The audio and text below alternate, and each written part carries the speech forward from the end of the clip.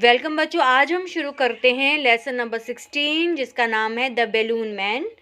आइए first question पर आते हैं। Colour the balloons. हमें इन बैलून्स को कलर करना है। कैसे कलर करना है आइए देखते हैं। The colours of the balloons are spelled backwards. Which colours are they? Write the names of the colours in the given space and colour the balloons accordingly. तो यहाँ पे क्या कहा है, यहाँ पे जो नाम दिए गए हैं, देखिए यहाँ पे बैलून के अंदर हमें यहाँ पे कलर के नाम बताए गए हैं, लेकिन वो कैसे लिखे हैं, रिवर्स ऑर्डर में लिखे हैं, उल्टे लिखे हैं। तो हमें इनको सीधे करने हैं। जैसे यहाँ पे DER लिखा है, इसको सीधा इस तरीके से उल्टे लिखे, हमें इस तरीके से सीधे करके लिखना है इनको। तो कैसे हो जाएगा, RED रेड, ऐसे हो जाएगा RED रेड। इसको सही ऑर्डर में लगा करके हमें यहाँ लिखना है और उसको कलर करना। तो जैसे ये हो गया रेड, ये वाला जो था ग्रीन, फिर ये ऑरेंज, इसी तरीके से यहाँ पे इनको ठीक करके लिखना है और फिर हमें उसको साइमल्टेनियसली इसको कलर भी करना है। तो ये देखिए क्या है, ये red, green, orange, yellow, blue है, ब्लू, पर्पल, पिंक। तो अभी इनको हमने कलर्स भी कर दिया। ये देखिए इस तरीके से ये कलर्स भी हो जाएंगे। आप भी अपने बुक में ये कलर कर लीजिएगा। ये देखिए सभी कलर्स हमने किए हैं, पहले इनको रीअरेंज किया है और उसके बाद से हमने इनको कलर्स कर दिया है। चलिए नेक्स्ट क्वेश्चन पर चलते हैं। सेकंड पेज पर आते हैं। सेकंड क्वेश्चन है आंसर द फॉलोइंग क्वेश्चंस। अब जो पोएम है उसके रिलेटेड यहाँ पे क्वेश्चंस पूछे गए हैं। What is the name of the poem? Poem का नाम क्या है? The name of the poem is the balloon man. यहाँ पे हमें पोएम का नाम लिखना है। सेकेंड है where does the poet find the balloon man. जो पोएट था, जो पोएट होता है जिसने कविता लिखी है, वो होता है पोएट, उसको बैलून मैन कहाँ मिला? The poet finds the balloon man at the market square. Third question पर आते हैं। Name the colours of the balloons mentioned in the poem. Red, green, blue, purple, orange, yellow and pink. Fourth question पर आते हैं। Name the toys you like the most to play with. आपको कौन से toys हैं जो सबसे ज़्यादा आपको पसंद है, जिसके साथ आप टाइम स्पेंड करना या खेलना पसंद करते हैं? तो हमने जो कुछ नाम लिखे हैं आप अलग भी लिख सकते हैं, doll, teddy bear, Spiderman etcetera. आप और भी कुछ लिख सकते हैं जो आपको पसंद होगा। थर्ड क्वेश्चन पर आते हैं। Choose the words from the box and write them according to the given categories. तो देखिए यहाँ पे जो वर्ड्स लिखे हमें नीचे कैटेगरीज बताई हैं। नेचर, तो यहाँ पे फर्स्ट कैटेगरी जो है वो है नेचर। सेकंड कैटेगरी है फूड, थर्ड कैटेगरी कलर्स। तो हमें देखना है कि नेचर में क्या क्या आता है। देखिए विंड, मतलब प्रकृति, हमारी प्रकृति से संबंधित क्या है, हवा है, विंड है, स्काई, ये भी हमारी प्रकृति में आती है, और ग्रास, ठीक है, ये हमारी प्रकृति है। सेकंड हम देखते हैं, ये देखिए सेकंड है फूड। फूड क्या, खाने की चीज़ें क्या है, देखिए टर्निप ये फूड है, फिर पाइनएप्पल ये फूड है, और राइस ये फूड है। ये फूड आइटम्स में लिख दिया। कलर्स जो बच गए वो कलर्स हैं, पर्पल, ग्रीन एंड येलो, ये कलर्स हो गए, ठीक है।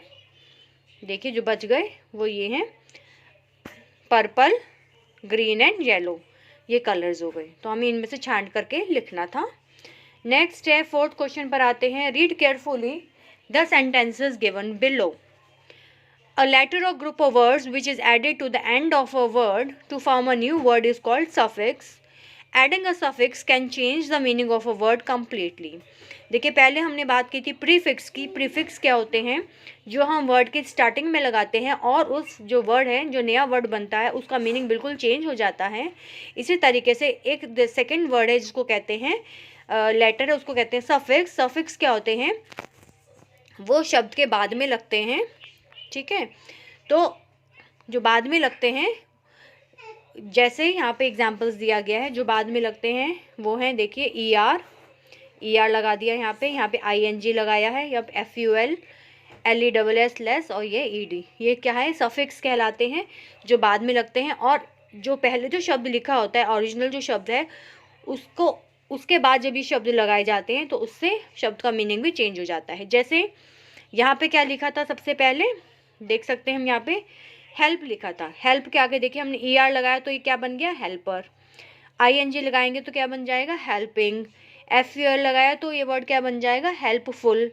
LESS लगाएंगे तो बन जाएगा हेल्पलेस, और ED लगाएंगे तो बन जाएगा ED लगाएंगे तो बन जाएगा हेल्प्ड। तो इसके बाद जब हमने ये सफिक्स लगाए, डिफरेंट सफिक्स लगाए, तो इनका जो मीनिंग था इन सबका वो चेंज हो गया है। तो सफिक्स क्या करते हैं, बाद में लगाए जाते हैं एक चीज़, और दूसरी बात ये है कि ये मीनिंग उसका चेंज हो जाता है। In the above examples all the group of letters that are underlined are at the end of the word help and therefore they are word endings of suffix. Fifth question इसी पर based है।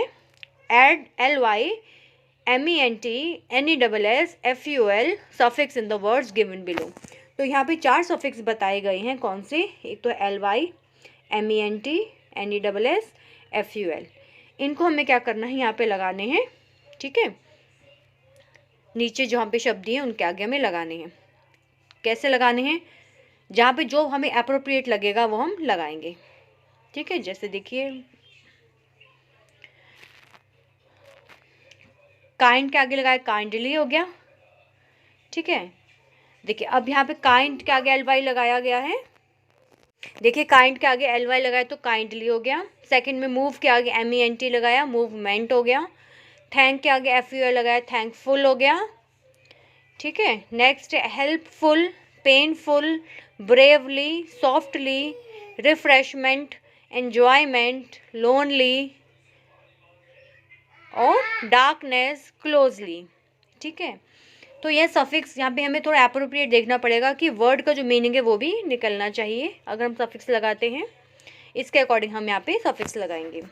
Next 6th question, answer the following questions according to the poem the balloon man. What was the man selling? जो man था वो क्या बेच रहा था? वो है the man was selling balloons, वो बैलून बेच रहा था, गुब्बारे। When does the balloon man come? The balloon man comes on the market days, जब बाजार लगता था तब वो बैलून मैन आता था।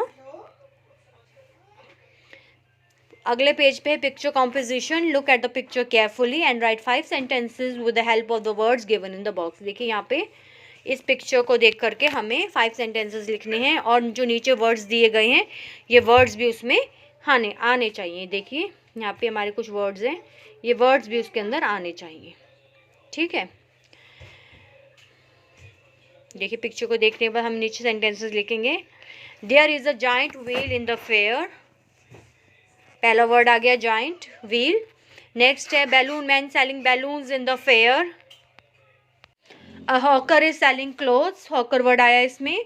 Toys are available in the fair to sell, toys word आया। There are many shops in the fair, यहाँ पे शॉप्स वर्ड आया। तो देखिए यहाँ पे आप इसको अंडरलाइन भी कर सकते हैं। यहाँ पे जाइंट व्हील यूज़ कर लिया, फिर उसके बाद है कि नेक्स्ट में बैलून मैन, फिर है हॉकर, फिर है टॉयज, ओनली है शॉप्स। ये सारे वर्ड्स हमने यूज़ करके 5 सेंटेंसेस बनाए हैं। और इसी के साथ हमारा ये लेसन यहीं ख़त्म होता है। मिलते हैं एक नई लेसन के साथ। Thank you.